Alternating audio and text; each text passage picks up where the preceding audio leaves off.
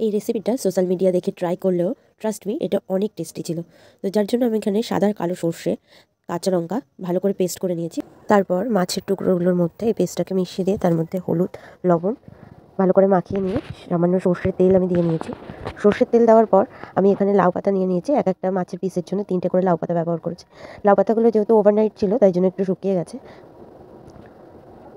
এরপর লাউ পাতার উপর আমি একটা করে মাছের টুকরো দিয়ে নিলাম।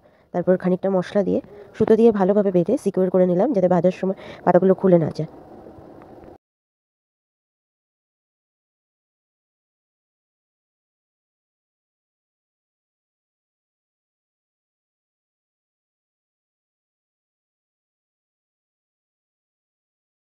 এরপর সবগুলো মাছ যখন বাঁধা হয়ে গেছে তখন কড়াইতে সর্ষের তেল গরম করে তার মধ্যে একে একে আমি পাতাগুলো আমি দিয়ে দিলাম।